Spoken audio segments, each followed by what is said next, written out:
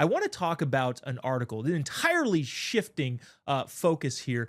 From the New York Times, one Nikole Hannah-Jones put out an article after Charlie Kirk's death that was unbelievable, and in so many ways, unbelievable might be the only term I can think of, because it's hard to believe that somebody that this vaunted in the lefty media could put something out so incredibly stupid.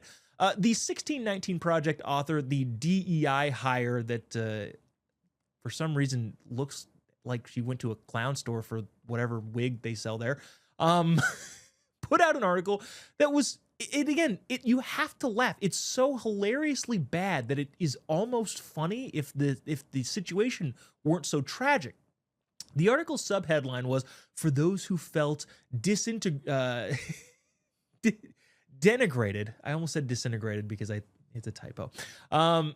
By his rhetoric, the bipartisan tributes to him as a champion of free speech augured something dangerous: the mainstreaming of formerly extremist views. Oh, is that what's happening, Nikole? Or is it the fact that libs are desperately trying to cling to the last vestige of influence that they have, pretending that Charlie Kirk's views weren't already mainstream? I want to read to you some of this article. She's talking about a conversation she had with a friend of hers whose daughter came home from school and was sad about Charlie Kirk being brutally assassinated, which, by the way, is the correct response to this sort of thing. And basically telling your friend, it's a difficult conversation to tell your daughter that she shouldn't actually be sad. That's effectively what this ridiculous article is trying to say.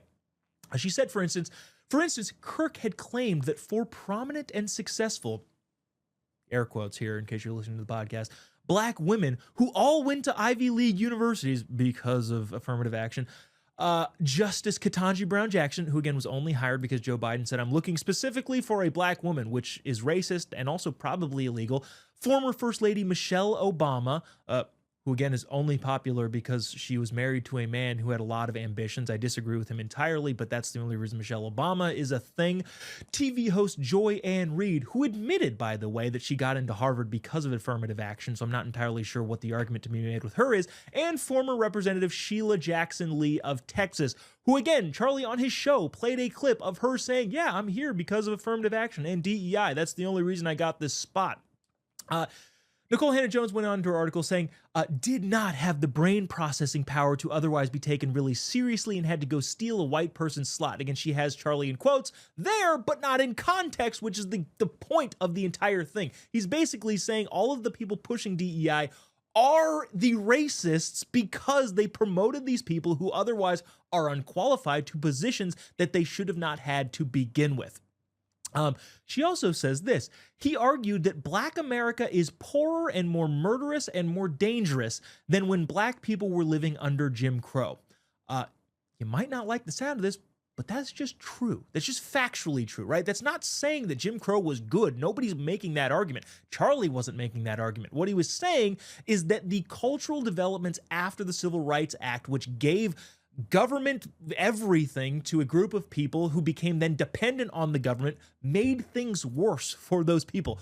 We all know this. Everybody is aware of how this happened, and everybody's aware that Charlie wasn't saying that Jim Crow was good, which is what she seems to be implying. Look, this is like saying that, the United States military was at its peak in aircraft manufacturing when the Nazis were in power.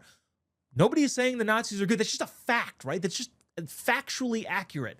Whether or not you like it is irrelevant. That's just what is true. She also goes on to quote a historian from UCLA, of all people, whose scholarship, again, air quotes, is on racial injustice.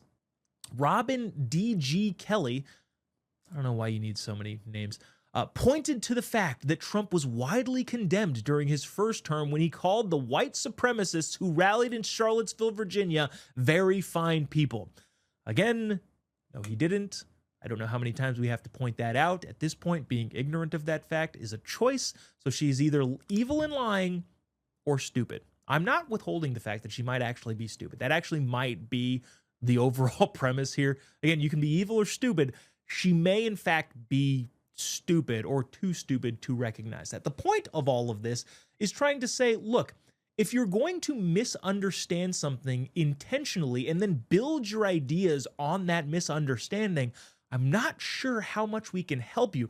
Here's a probably gross metaphor. Say you're taking a nice walk on a trail that horses sometimes happen to also walk on, and you accidentally step in some horse crap. Okay, that's bad. Nobody likes that. However, if you misidentify that horse crap as a dog, you will go throughout the rest of your life saying, I hate dogs. You'll tell people, I hate dogs. I'm a dog hater. Well, no, you don't. You hate horse crap, but you misidentified the horse crap as a dog, and therefore you've built your entire ideology on hating dogs, but that wasn't true to begin with in the first place. That is what is happening when people like this take to their platforms, mischaracterize something, and then run wild into what they believe that it should have said. That's why Hannah Nikole Jones should be fired, and she should be fired. Not because of her ideas, but because she's clearly either lying or an idiot, and nobody's entirely sure. The jury is still out on that. But the broader strokes here is this. The libs are trying to grasp to the fleeting influence that they still have. This has been a theme on this show.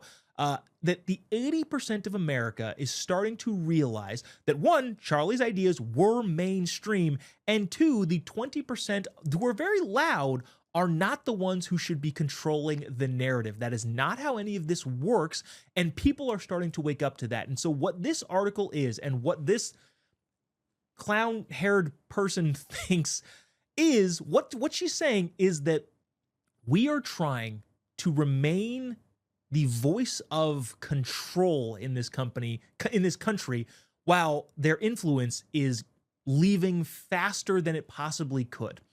What they're trying to do is grasp the last vestige of influence they have by lying to people, by intentionally misrepresenting what is going on.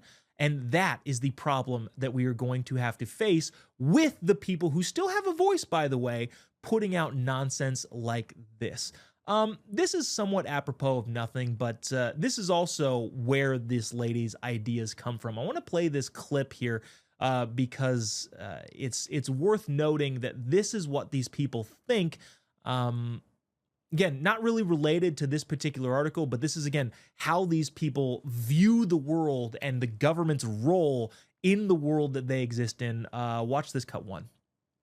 I don't really understand this idea that parents should decide what's being taught. I'm not a professional educator. I don't have a degree in social studies or science. We send our children to school because we want them to be taught by people who have expertise in the subject area. And that is not my job. When the governor or the candidate said that he didn't think parents should be deciding what's being taught in school, he was panned for that. But that's just the fact.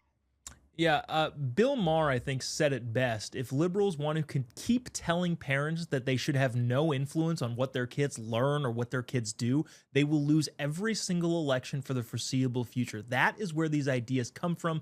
That is why they are so dangerous and damaging. And one last thing on Miss Nikole Hannah-Jones. She was made famous by their 1619 project, the rewriting of American history in the New York Times. It won a bunch of awards. She made $1 million in 2022 for speaking on college campuses, which is a lot for a big-time liar like herself. But then I think this tweet is from 2020. Pull this up. Yes, it is from 2020. Well, she basically has to retract pretty much all of it. I've said consistently that the 1619 project is an origin story, not the origin story. Our intro says explicitly what would it mean to consider 1619 our founding, not that it is our founding. Okay.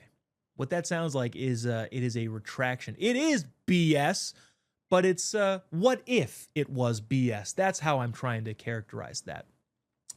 Again, the main point of this is libs are trying desperately to maintain their stranglehold on the majority of people who are waking up to the fact that Charlie Kirk's ideas were mainstream. We are a center-right country. We are a conservative country. We are a Christian-based country. And there is nothing that libs can do, controlling the media or otherwise, that can make us believe anything other than that. And articles like this and people like this are the reason or show that they are trying to just desperately hold on to the last threads of what used to be a powerful, powerful position.